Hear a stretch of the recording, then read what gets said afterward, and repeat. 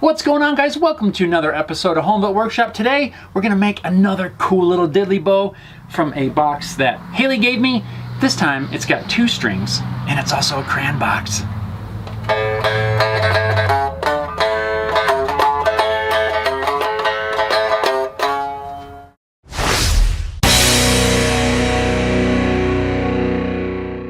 So if you guys have seen the crayon box diddly bow that I did a while back, I'll put a link in the description if you want to check it out. This is kind of going to be part 2.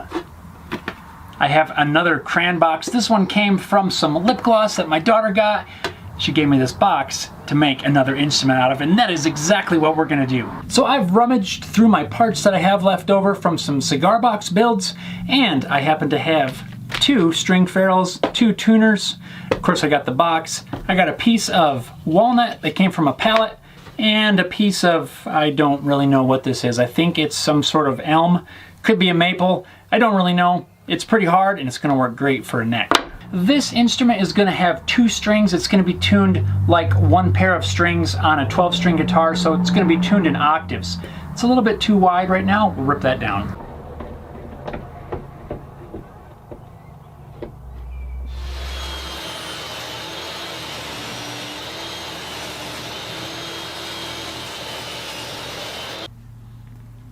And now I need to lay out a center line on this neck. A center line is really important in building a lot of different instruments. A lot of the measurements are based off that center line. And now I'm going to draw a line of 32nd of an inch on either side of this center line. This will be where my strings will end up and help me line up the tuners and string ferrules. And now I can begin working on the box. First I'm going to apply some painter's tape to the box. This way I can make some nice pencil marks on there. So now I need to mark out on the box where I need to remove some material. Since these corners are rounded, it's kind of hard to get an accurate edge using a ruler like that. So what I'm going to do is measure on the back where it's nice and flat. And then I can lay the box on the side, and using a nice flat board for reference, I can easily make my marks. So it was a little bit tricky for me to show exactly how this is going to work, but here's the center line that I marked.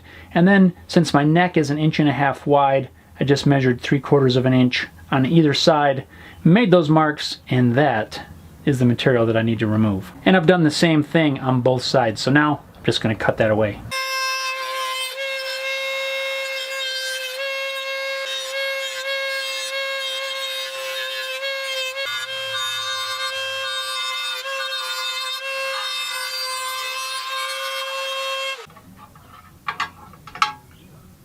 Ooh, that's hot.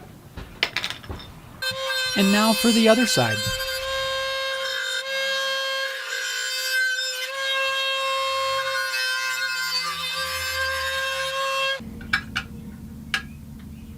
And again, hot.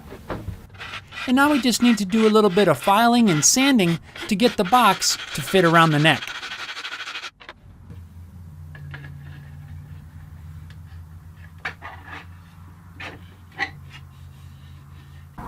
And now with the top placed on the box, I can make some marks where I can then cut a small recess to allow the top to sit down onto the box.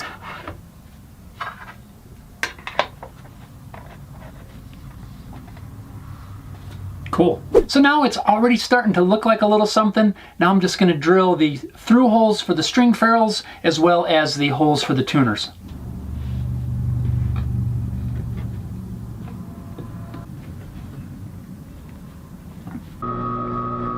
Here I'm actually just drilling some pilot holes. I'm going to drill these to the final size in a little while. Now I can cut the fretboard down to its final length and glue it on. This little instrument is not going to have any kind of truss rod. With only 2 strings, it's really not necessary.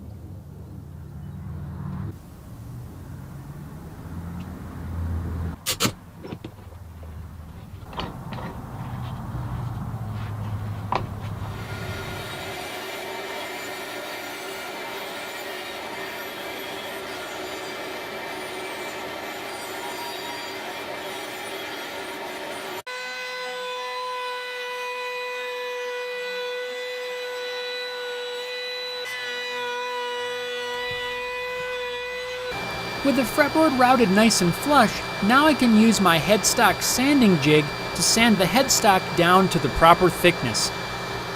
This jig works really well, it's just an attachment for my oscillating spindle sander. Now I'm going to finish drilling the holes for the tuner. I'm using this step drill bit. This is made specifically for drilling tuner holes. It drills a smaller hole at the bottom and then has a shelf and drills a larger hole at the top. These are really cool bits and they work really well. Just make sure you set your depth stop so you don't go all the way through. We're going to drill this from the back of the headstock going down through so that the smaller portion of the bit comes out the front.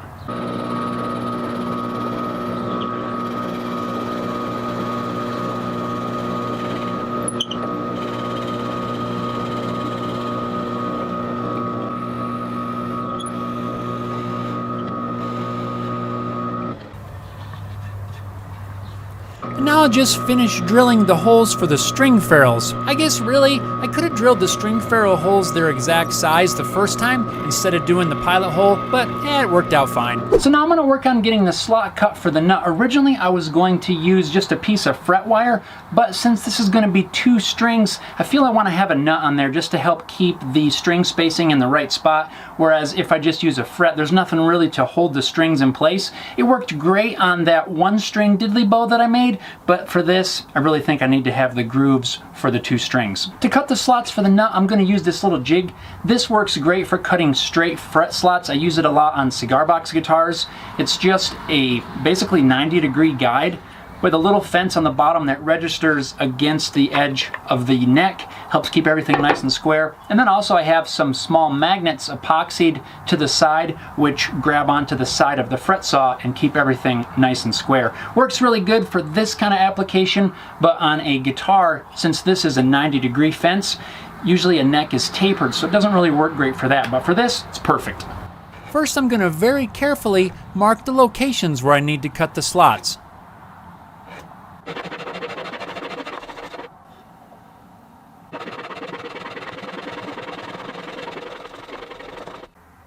Perfect 1/8 inch.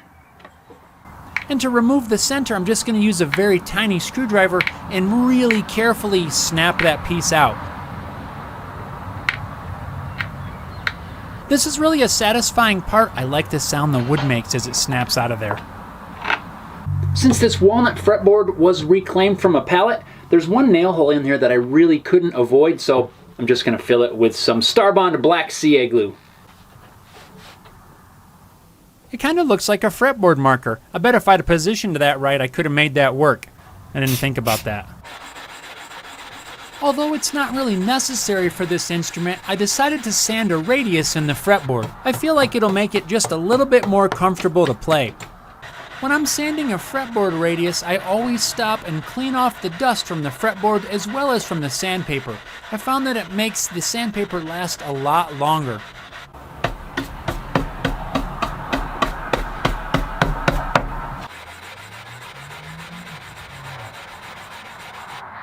And now we can move on and carve this neck. I'm going to start out with a Shinto rasp and then just use a different assortment of files, rasps, and finishing everything up with a whole lot of sanding.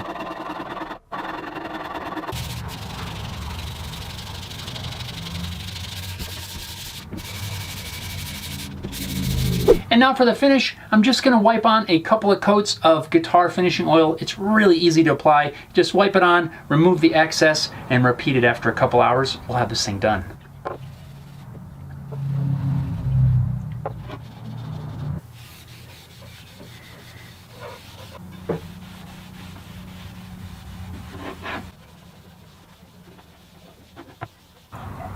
And now I'll press in the string ferrules. Here I'm using my drill press with a piece of brass in the chuck. It works really great if you don't happen to have an arbor press.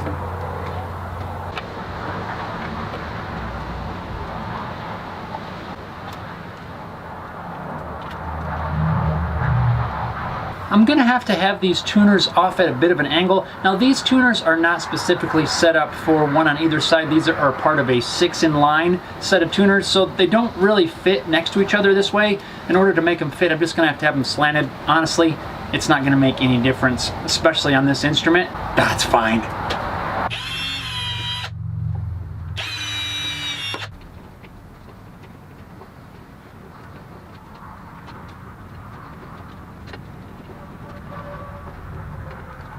So now with the hardware installed, I can move on to get this thing assembled.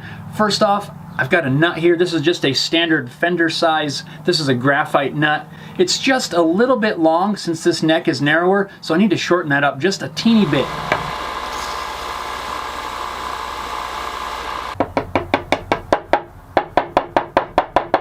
Honestly, that's got to be one of the better fitting nut slots I've ever cut. Usually I have to finesse it just a little bit to get the fit just right. That one came out really nice.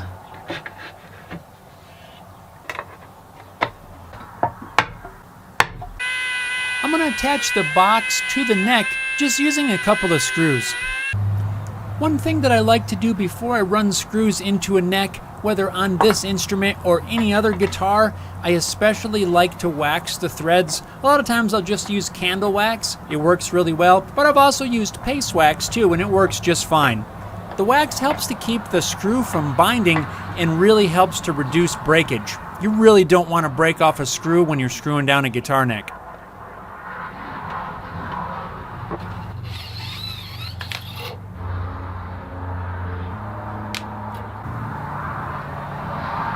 For the bridge, I'm going to use this little guy. This is just a piece of maple that I've put a piece of fret wire in there. Now all I need to do is to file some slots in the nut for the strings, and we're ready to play. Ha-ha! After tuning it up, kinda cool.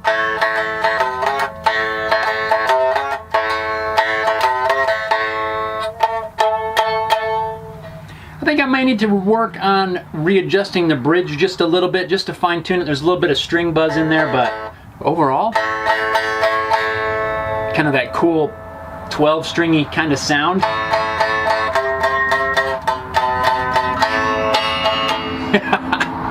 That's cool. Now my other one string diddly bow has got a friend.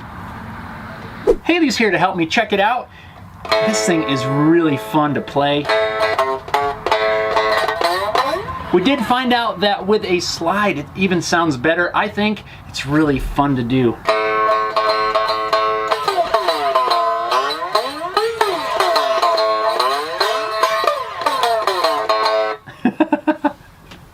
Thanks a lot for watching, guys. I hope you guys enjoyed this project. This was a fun one to put together, and really something fun just to sit around and mess around on, play some stuff. Really sounds neat. Thanks a lot for watching. We'll see you next time.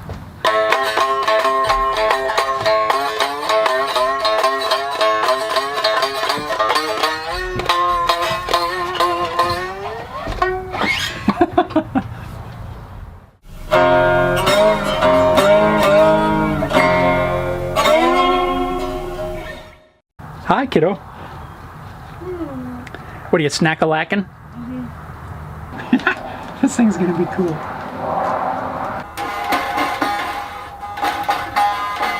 Perfect. Wow. Don't let it poke you in the eye. Don't be that guy.